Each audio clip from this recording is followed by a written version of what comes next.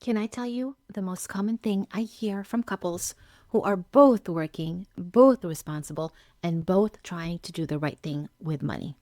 They say, we just don't know where it all goes. Not because they're spending too much, not because there's no money, but because they have no map. One partner pays this bill, the other one pays that one. There's a joint account that sometimes has enough in it and sometimes doesn't. There are two separate sets of savings account that nobody is fully tracking. They Venmo each other for this and that, and every month it feels like money is moving out, but progress isn't. That is not a discipline problem. That is a design problem. And today I'm going to show you exactly what a cleaner money system looks like. I'm Catherine, and this is Sisters for Financial Independence. If you've watched part one of this series, we already cleared the financial clutter from your personal money. Today, we're zooming out on the household level, specifically how to run a two-income household with the simplest possible system. One joint checking account, one high-yield savings account, and one credit card you actually use. I built a money map for this, a real visual of where every dollar goes. We're going to walk through it together, arrow by arrow. And by the end of this video, you will be able to draw your own so that you have a money system that works as much as you do. Here's the map. Take a second and just look at it. I know it might look like a lot at first glance, but here's what I want you to notice first before we get into any of it. Everything connects into one place in the middle. That's the joint checking account. Everything flows in and everything flows out from there in a specific intentional direction. That is the whole game. The household on this map is a real one. Late 30s, two incomes, renting right now, but former homeowners. And they have one paid off car, a 2-year-old, and lots of future planning. This is a real life stage that a lot of you are in or heading toward. Let's walk through it. We start at the very top of the map before the money lands anywhere. You will notice on both sides, before either salary flows anywhere, there are dash boxes. Those are pre-tax deductions. That means your 401k or other workplace retirement contributions, health, dental, and vision insurance. These deductions leave your paycheck before you ever see the money. And that is not a bad thing. That is the system working for you. So here's why this matters for a two-income household. If both partners have access to an employer retirement account, you potentially have two 401ks building at the same time. Two sets of employer matches if your jobs offer them. That's stage 5, the grow stage, running quietly in the background before you've made a single intentional money decision this month. I want you to see that and give yourself credit for it. One note, if one or both of your partners have 401ks from a previous employer sitting untouched somewhere, that rollover IRA needs a home. It is not lost, but it does need attention. But we'll get back to that in the growth section. Here's the center of the map, joint checking. This is where both salaries land after pre-tax deductions.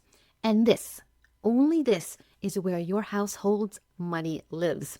Not two checking accounts, each paying half the bills, not one partner managing the joint account while the other Venmos their share, one account, both salaries, full visibility for both of you. The reason this matters so much is that in most two-income households, money is managed in parallel rather than together.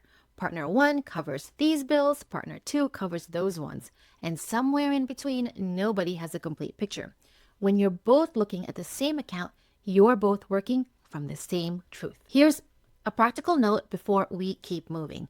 When both salaries direct deposit into joint checking, keep a buffer in that account, at least 1 month of fixed expenses sitting there at all times.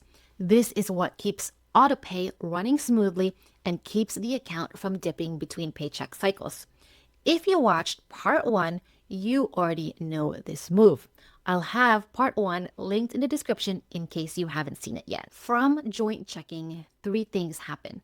Money moves to savings, and money moves to pay the credit card, and money moves to cover shared expenses. Let's look at each one. First outflow is for savings.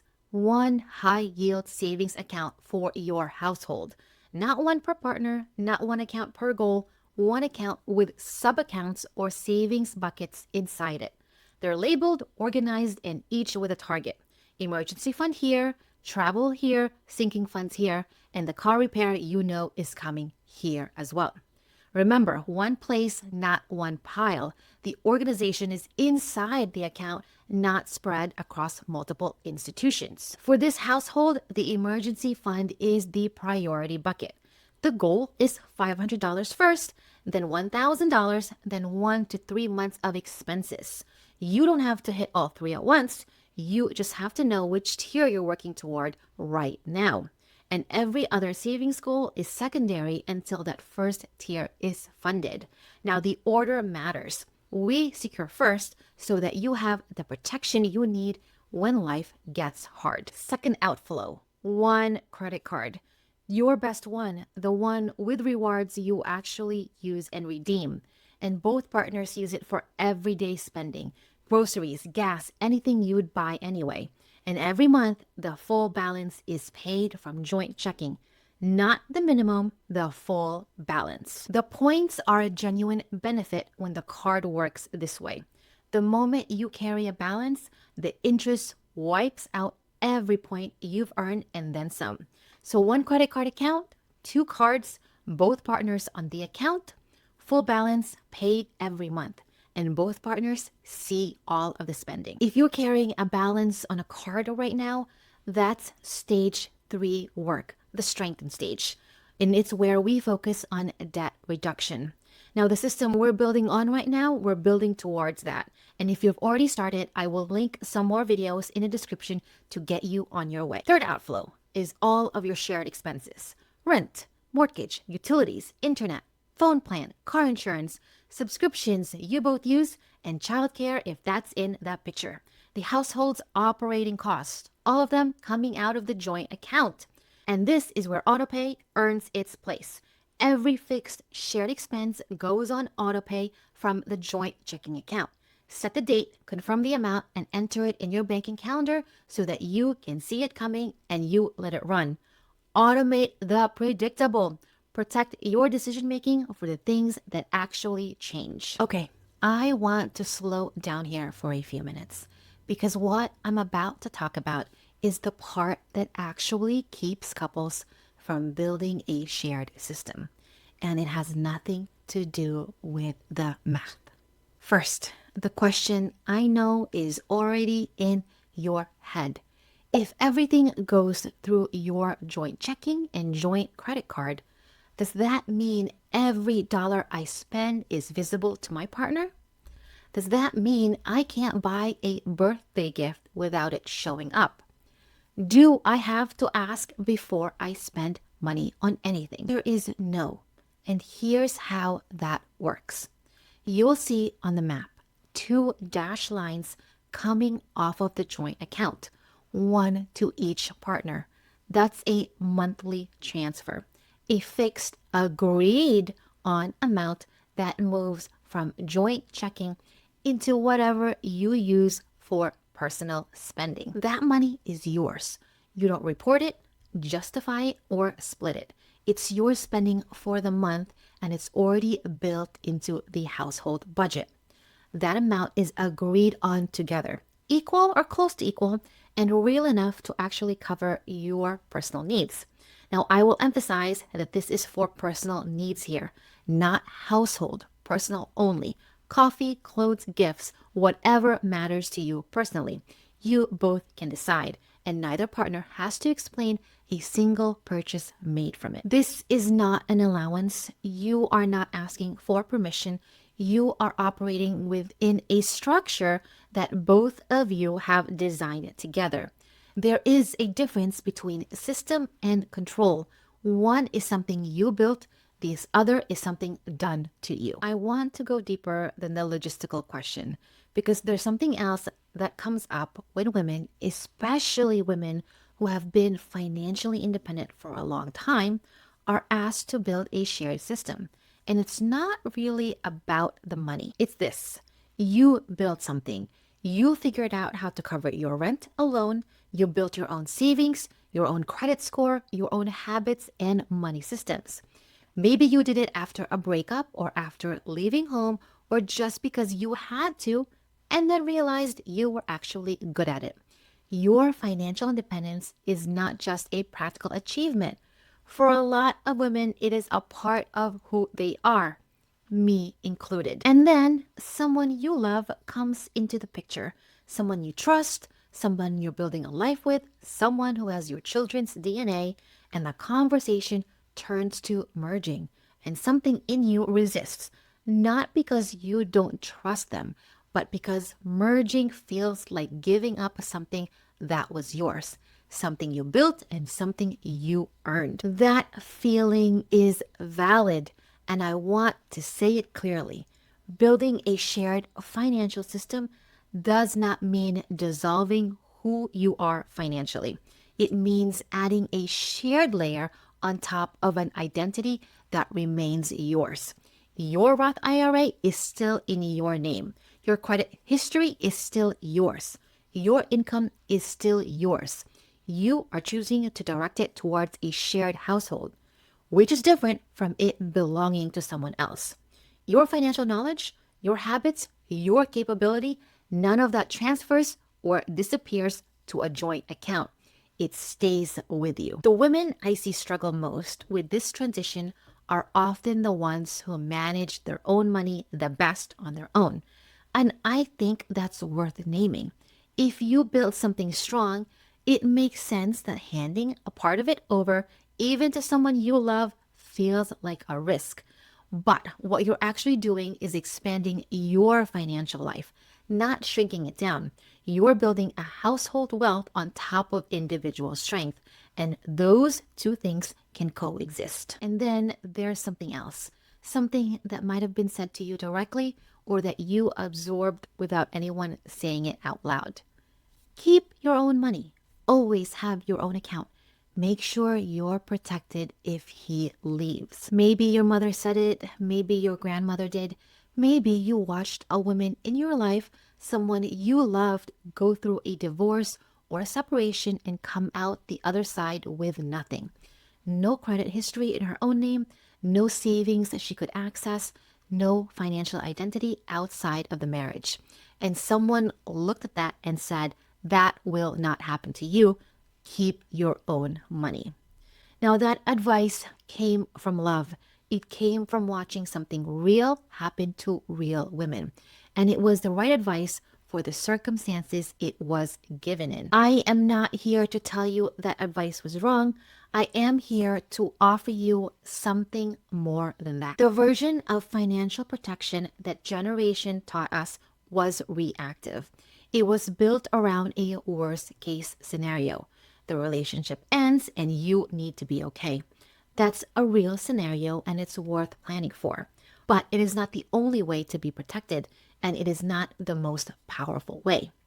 The version I want to give you is to be proactive. It's not about protecting yourself from your partner. It's about being financially powerful with your partner in a way that doesn't require the relationship to end for you to be okay. Think about what that actually looks like. You know where all the money goes. You understand the full household financial picture, not just your half of it, but all of it. Your name is on all the accounts. You have your own Roth IRA growing in your name. You have your own credit history. You have a personal allocation that is yours without condition. And you have a savings account with a funded emergency fund that belongs to the household you are building together. A woman is not vulnerable. She is not dependent. She has full visibility, full participation, and full capability to manage that money inside and outside of that relationship. The old advice, keep your money separate so you're protected. The new version says, be so financially knowledgeable and so financially present in your own household that no version of your future catches you off guard. That is a different kind of a protection. and it is a much stronger one. So back to the map, the personal allocation, those dashed lines is where your individual autonomy lives inside the shared system. Here's how to make it work in practice. Do you need a separate personal checking account for this? Not necessarily. Some couples use a dedicated debit card, budgeted from the joint account. Some open a small separate checking account. The account itself isn't the point. What matters is that the amount is fixed, it's agreed on, and it has one job: your personal discretionary spending. It doesn't hold savings, it doesn't pay for shared bills, it doesn't receive income directly. It has one job, and that's what keeps it simple. And because this money is already accounted for in the household budget, spending it doesn't require a conversation. You already had the conversation when you agreed on the amount. That's the design. The design does the work for you, so you don't have to renegotiate your autonomy every month. At the bottom of the map, the long-term accounts: Roth IRA, brokerage, a 529 plan if you're building for a child's education. These flow later on when the foundation is stable. Now, these accounts are part of stage 5 of the Secure First Money Method, Grow. But if you're in stage 2 right now, your goal is to simplify your system and build your first real savings buffer. What you need is to see them on the map, know they exist, and know that they are coming so that you can prepare. A few things worth mentioning for this household specifically. The Roth IRA is powerful here because this household likely has years of compounding ahead of them. Both partners should have their own. And because each Roth IRA is in an individual's name, this is also one of the clearest ways the financial protection conversation we had becomes more concrete.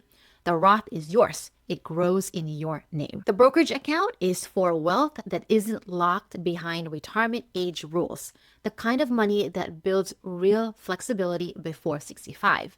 And the 529, if you have a 2-year-old, even small, consistent contributions have 16 years to grow before college costs arrive. You don't have to fully fund it today. You just have to start.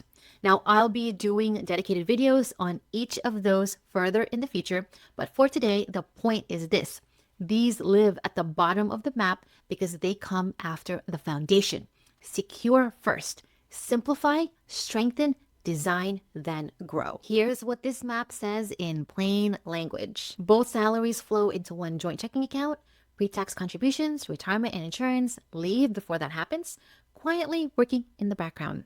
And from your joint checking account, 3 things happen intentionally. Savings go to one high-yield savings account with labeled sub-goals. Everyday spending goes on one credit card, paid in full every month. Insured expenses run on AutoPay. Each partner gets a personal spending allocation that is agreed on, equal, and no questions asked.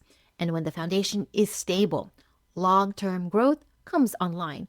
Roth IRAs in each partner's name, brokerage, and a 529 if you're building for a child's education. That's the whole system, and when it's running, really running, you stop having the money conversations every week. You stop wondering if you're on track. You stop guessing. You just check the map. Your next step: sit down with your partner or by yourself if you're building this solo for now, and draw your own version of this map. It doesn't have to be perfect or look like what I showed you. It just has to show you where your money actually goes and whether each arrow is pointing in the direction you choose. And I want to ask you something specific in the comments this week. Did anything in the independence and protection conversation resonate with you? Was there something someone told you about money and relationships that you've been carrying? I want to hear it, because that conversation is one we need to have. Now, I won't be able to cover it in this video, but I want to explore it for the next time, and I want to know your thoughts. So drop them in the comments. If you haven't watched part 1 yet, that's where we clean up personal money friction before building this household system. The Simplify 7 is going to be your next video. It's linked right here and worth watching. Subscribe to Sisters for Financial Independence if you're not already.